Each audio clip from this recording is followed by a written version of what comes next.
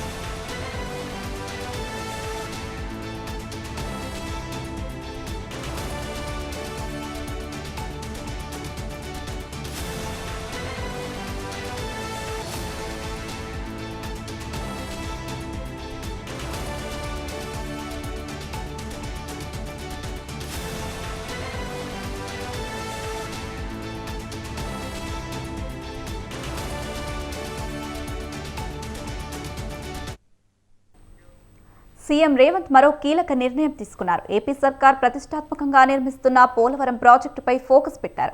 ఈ ప్రాజెక్టు ప్రభావం తెలంగాణపై ఏ మేర ప్రభావం పడనుందోనన్న దానిపై అధ్యయనం చేయించాలని నిర్ణయించారు. ఈ మేరకు అధికారులకు ఆదేశాలను జారీ చేశారు.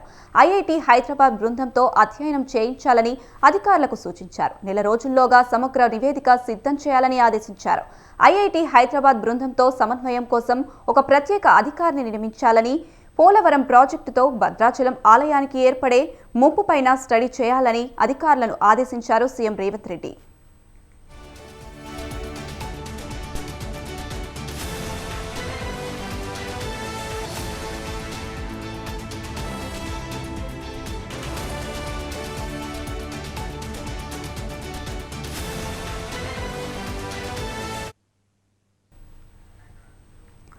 కమాండ్ కంట్రోల్ సెంటర్లో నీటిపారుదల అధికారులతో సీఎం రేవంత్ రివ్యూ నిర్వహించారు. ఈ సమీక్షలో కీలక విషయాలను అధికారులకు సీఎం దృష్టికి తీసుకొచ్చారు.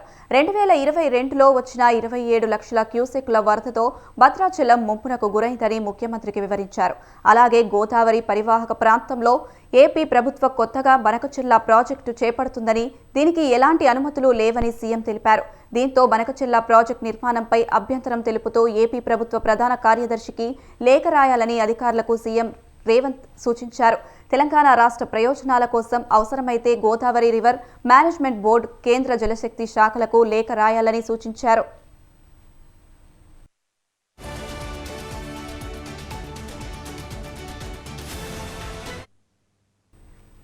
ఇటీవలే ఏపీ భవిష్యత్తుకు కీలకమైన గోదావరి బనకచెర్ల అనుసంధాన ప్రాజెక్టుపై CM Chandrababu power point presentation ఇచ్చారు. ఈ ప్రజెంటేషన్ను వీలైనంత త్వరగా పట్టాలెక్కించాలని రాష్ట్ర ప్రభుత్వం నిర్ణయించింది. దాదాపు 80,000 కోట్లతో తెలుగు గంగా పేరుతో ప్రాజెక్టును చేపడుతుంది. అయితే దీనిపై సీఎం రేవంత్ అభ్యంతరం వ్యక్తం చేయడం ప్రస్తుతం తెలుగు రాష్ట్రాల్లో హాట్ టాపిక్ అయింది. ఇప్పటికే ఇరు రాష్ట్రాల మధ్య నీళ్ల పంచాయతీ ఇప్పటికీ తెగలేదు.